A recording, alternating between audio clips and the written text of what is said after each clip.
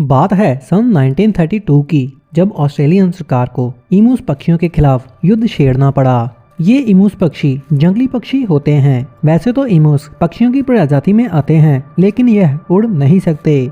इनकी height 5 feet से लेकर 6.5 फीट तक होती है और इनका वेट 45 से लेकर 70 केजी तक होता है। और आपको यह जानकर हैरानी होगी कि यह पक्षी 70 किलोमीटर पर आवर की स्पीड से दौड़ सकते हैं। आज की इस वीडियो में हम बात करेंगे एक ऐसे युद्ध की जो ऑस्ट्रेलियन सोल्जर्स ने ईमूस पक्षियों के खिलाफ लड़ा था और उसमें ऑस्ट्रेलियन सोल्जर्स बुरी तरह हार गए थे। इस युद्ध को द ग्रेट ईमूस वॉर कहा जाता है।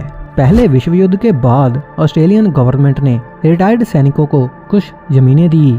ज्यादातर जमीनें वेस्टर्न ऑस्ट्रेलिया में थी। सरकार ने उन सैनिकों को वीट की खेती करने को कहा। किसान बने इन सैनिकों ने उन जमीनों पर वीट की खेती की और फसलें भी काफी अच्छी हो गईं। लेकिन उन किसानों को क्या पता था कि फसल इतनी अच्छी होने के बाद उन पर बहुत बड़ी मुसीबत आने वाली है। जब माइग्रेशन के दौरान ईमूस पक्षियों की नजर इन फसलों पर पड़ी तो इन पक्षियों ने अपना रुख ऑस्ट्रेलिया की तरफ कर लिया और संख्या में यह पक्षी 10-15 नहीं बल्कि 20,000 थे।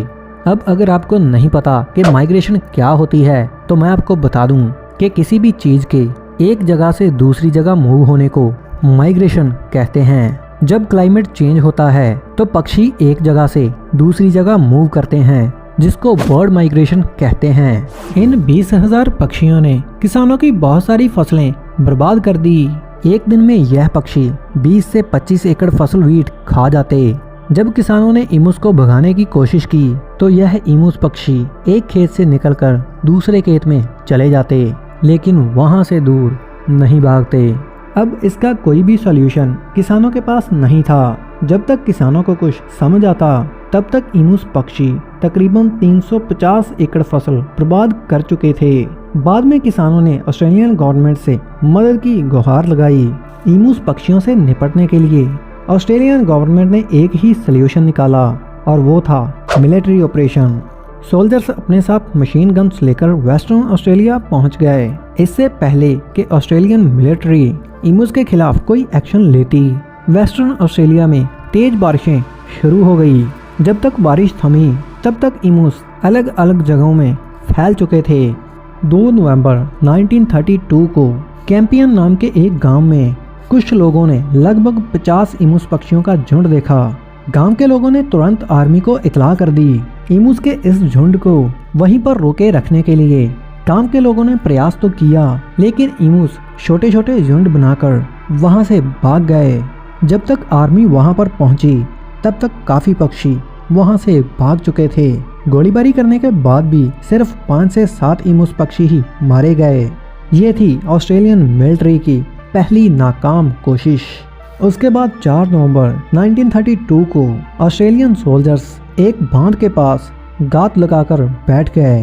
कुछ समय बाद तकरीबन 1000 से अधिक ईमूस पक्षियों का झुंड खेतों में घुसने लगा। सोल्जर्स ने तब तक गोली नहीं चलाई जब तक ईमूस पक्षी उनके करीब ना आ गए। जब ईमूस पक्षी सोल्जर्स के पास पहुंचे तो उन्होंने ईमूस पक्षियों के झुंड पर फायरिंग कर दी। अभी सिर्फ 12 ईमूस पक्षी ही मारे गए थे कि उनकी मशीन गन जाम हो गई। जब तक मशीन गन सही होती तब तक सारे ईमूस पक्षी वहां से भाग गए और बाद में सारा दिन कोई भी ईमूस पक्षी वहां पे दिखाई नहीं दिया। यह सोल्जर्स की दूसरी नाकाम कोशिश थी। तीसरा हमला करने से पहले सोल्जर्स ने वहां से जाने का फैसला किया और कैंपियन गांव छोड़कर साउथ में चले गए, क्योंकि वहां पर ईमूस पक्षियों का बड़ा झुंड रहता था। साउथ में जाकर जब सोल्जर्स ने ईमूस पक्षियों को देखा तो वो दंग रह गए। सोल्जर्स ने देखा कि ईमूस पक्षियों के अलग अलग झुंड बने हुए हैं और हर झुंड में एक लीडर है। बाकी सब ईमूस पक्षी फसलें खा रहे हैं, बस उनका लीडर जो 6 फीट लंबा था वो इधर उधर ध्यान रख रहा है और उनको आने वाली मुसीबत से सचेत करता। जब उन पर कोई मुसीबत आती तो वो लीडर बाकी सबको वहां से भगा देता। 8 नवंबर तक जितने भी हमले सोल्जर्स की तरफ से ईमूस पक्षियों पर किए गए उन सब में सोल्जर्स नाकाम रहे। अब सोल्जर्स ने अपना प्लान चेंज किया उन्होंने एक ट्रक के पीछे मशीन गन इंस्टॉल की और इमूस पर फायर कर दिया, लेकिन उनका यह प्लान भी कुछ ज्यादा कमाल नहीं कर पाया। कुछ रिपोर्ट्स के मुताबिक 2500 राउंड्स फायर किए जा चुके थे, लेकिन उन सब से मरने वाले पक्षियों की संख्या बस 50 ही थी।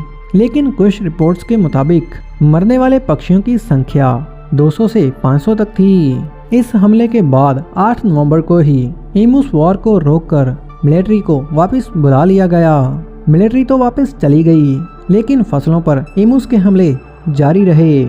इसके बाद एक रिपोर्ट जारी की गई जिसमें 300 इमूस के मारे जाने की पुष्टि की गई। किसानों ने फिर से ऑस्ट्रेलियन सरकार से मदद मांगी। 12 नवंबर 1932 को ऑस्ट्रेलियन रक्षा मंत्री ने फिर से इमूस ऑपरेशन को शुरू करने की मंजूरी दे दी। 13 नवंबर को मिलिट्री फिर से मैदान में उतरी। 13 और 14 नवंबर को होने वाले हमले में तकरीबन 40 इमू पक्षी मारे गए। 15 नवंबर को मिलिट्री को कुछ खास सफलता नहीं मिली, जिसके बाद 2 दिसंबर तक मिलिट्री की तरफ से हर हफ्ते तकरीबन 100 इमूस मारे जाते। 10 दिसंबर 1932 को फिर से मिलिट्री को वापस बुला लिया गया। सेना को वापस बुलाने के बाद रिपोर्ट्स तैयार की गई, जिसके अकॉर्डिंग 9860 राउंड्स फायर किए गए और उनसे 986 इमूस ही मारे गए, यानी कि मरने वाले हर एक इमूस की 10 राउंड्स दर मापी गई। सोल्जर्स ने दावा किया कि तकरीबन 2500 इमूस घायल हो गए थे, जिसके बाद वो भी मर गए। इसके बाद कई इलाकों में इमूस वॉर की आलोचना शुरू हो गई। इसी वजह से सेना को वापस बुला लिया गया था। सेना को वापस बुलाने के बाद इमूस की वजह से किसानों को भारी नुकसान उठाना पड़ रहा था, जिसके बाद किसानों ने फिर से ऑस्ट्रेलियन गवर्नमेंट से मदद मांगी। ऑस्ट्रेलियन गवर्नमेंट ने किसानों को बंदूकें दे दी और कहा कि वो जितने भी इमूस पक्षियों को मारेंगे उन्हें उतना ही इनाम मिलेगा। इसे बाउंटी सिस्टम कहते हैं। 1934 में 6 महीनों के बाद 57,034 इनामों का क्लेम किया गया। दिसंबर 1932 तक इमूस वॉर की खबर पूरी तरह फैल चुकी थी। जब यह खबर यूके तक पहुंची तो वहां के कुछ संरक्षणवादियों ने इमूस को मारने का विरोध किया, जिसके बाद और भी बहुत लोग इसका विरोध करने लगे। ऑस्ट्रेलियन गवर्नमेंट ने इमूस पक्षियों को मारने के सारे ऑपरेशंस पूरी तरह से बंद कर दिए। 1934, 1943, 1948 में किसानों ने ऑस्ट्रेलिया गवर्नमेंट से मदद की गुहार लगाई, लेकिन अब हर बार ऑस्ट्रेलियन गवर्नमेंट उन्हें रिजेक्ट करती रही। इसके बाद जब पार्लियामेंट में इस इमूस वॉर की चर्चा हुई तो उन्होंने यह तक कह दिया कि इस जंग का मेडल इमूस को मिलना चाहिए, क्योंकि इमूस यह जंग पूरी तरह से जीत चुके थे। तो गाइस, इसके बाद इमूस पक्षियों से अपनी फसलों को बचाने के लिए किसानों ने फेंस का सहारा लिया। किसानों ने अपनी फसलों की बाउंड्रीज पर बाड़ लगा दी। सो गाइस, आज की जानकारी यहीं पर समाप्त करते हैं। हम मिलेंगे आपको एक और अच्छी जानकारी के साथ। Thanks for watching.